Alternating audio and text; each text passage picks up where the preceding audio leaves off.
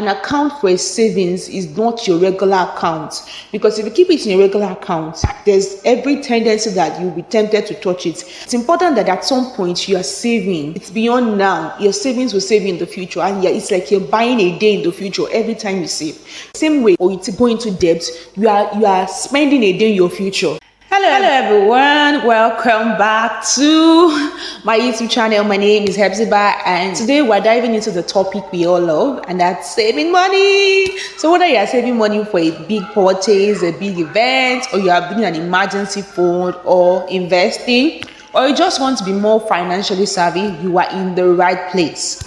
If you enjoy content like this, do not forget to hit that subscribe button and also ring the notification bell so that you never miss any of our videos. So let's jump straight in. Number one, establish your savings goal. So why exactly are you saving? Before we talk about the strategies, it's essential to set clear savings goal. Why are you saving? Is it for a vacation? Is it for a gadget? Is it for an emergency fund? Is it for health reasons? Is it because you just want to save? Because when you understand the reason for your savings, it gives you direction, it gives you purpose. At any point when you feel like you want to give up or you want to just plunge in, it helps keep you in check. So it's very, very essential. It's important. I cannot overemphasize it. You need to know your why. Why do you want to save? The next thing you want to do is to create a realistic budget. Effective savings starts with knowing where your money goes to. So you need to have a budget. I have a video on budgeting. I'll link it somewhere up here so you can watch. So create a budget helps you to understand your income and your expenses. It also helps to lay the groundwork for identifying areas where you can cut back and redirect funds towards your saving goals. Creating a budget also helps you to know if you need to make more money, because again, you cannot be making, if you watch the video on budgets, and I talked about your income and your expenditure. So it helps you see your numbers. It helps you see the numbers and track the numbers and say, okay, at this point, for me to save effectively, then I need to make more money. So when you create a budget, it lays the groundwork for identifying areas where you can cut back or redirect funds towards your saving goals. What you want to do is you want to automate your savings. Now, I cannot overemphasize this. Making a savings habit by setting up an automatic transfer to your savings account is important. Now, this is a setup and forget approach. It ensures that a portion of your income goes directly to savings before any emergencies or stories that touch will happen. So you do not have a chance. You do not have a chance to spend the money. Now, for people that are salary earners, I know that for some organizations, you can have a conversation with the accounting department, so they help you transfer the funds immediately. But again, I'm also an advocate for using PiggyVest. I just love their services. And there are a number of other apps like that, but I use PiggyVest. I've been using PiggyVest for well over 6 years now, and so I can always recommend them. I'll put the link in my description so you can sign up and do your auto save. So that helps you based on how you earn. If you're a business owner, it can also help you auto save. Now, I need to say that your savings account, an account for a savings is not your regular account, because if you keep it in a regular account, there's every tendency that you'll be tempted to touch it. Life happens. Sometimes you just want to plunge in at the moment. So I always recommend that you keep it in a separate savings account. Another advantage of having a separate savings account is the fact that you can also earn little interest on the money. So you are saving the money, but you are earning some interest. So again, you also want to embrace the 50-30-20 rule. Now, so what's the 50-30-20 rule? People have different allocations for this, but this is what I know works. It's 50% of your income goes towards your necessity, 30% goes to your wants, and 20% to your savings. Now, I would also add that you might not necessarily follow that particular pattern. What's important is that every time you receive money or monies come to you, you always have to allocate something for your necessities, things that are important. You also have to allocate something towards tithing or giving, as well as allocating something towards savings. So people will say, okay, allocate some portion towards long-term savings, short-term savings. Do what works for you, but what's important is that you save. And if I would follow the biblical principle, you're supposed to save 20% of your monies. But again, it also depends on where you are in your financial journey.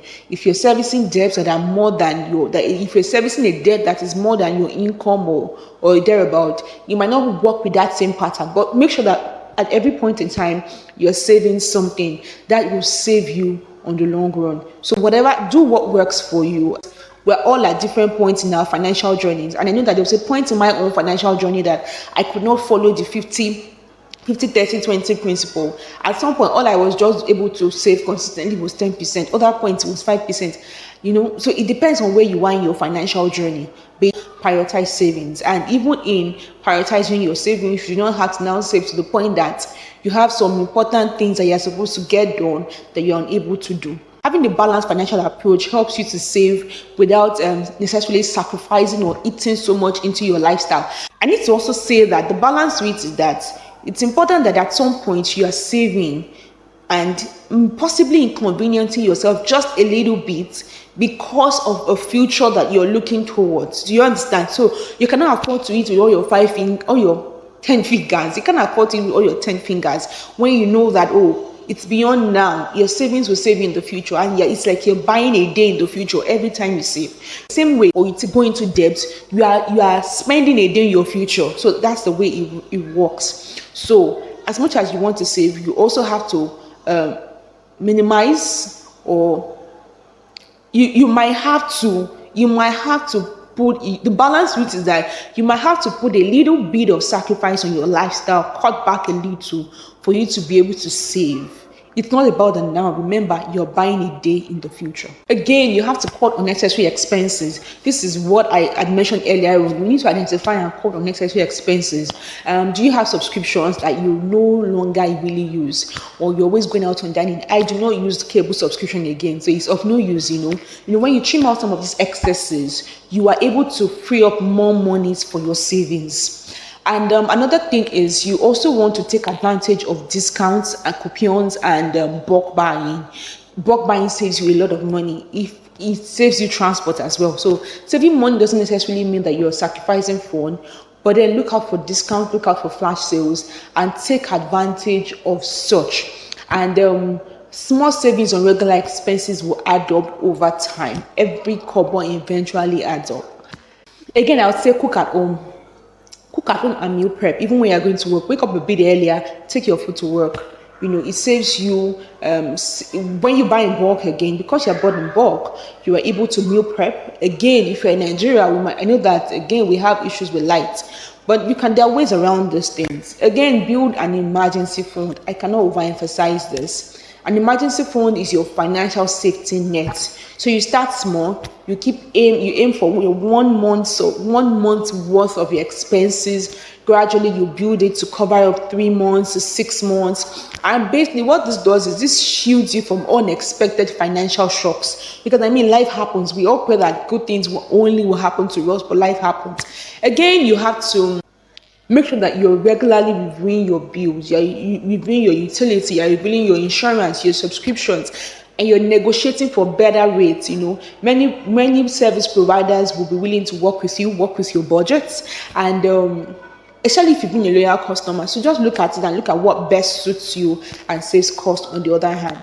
Again, you want to consider buying second-hand or thrift. You want to consider buying thrift items. One of the amazing places to get thrift items or get things at discounts is Facebook Marketplace. So from clothing to furniture, you can buy generally used items that are still clean and still good while you wait on getting quality things. Remember I said earlier on that you also have to be willing to shrink or cut your lifestyle just for a bit. You're saving your future and it starts now, right? So you want to use places like Facebook Marketplace to get things at thrift items. Also, you also want to declutter your house. So I remember there was a time that I had so many things I wasn't using. I even want to do another declutter again. So I put those things up for sale on Facebook Marketplace. People got them at very good prices, like extremely good prices. I was shocked the way people were running for it. I saw them in a short while.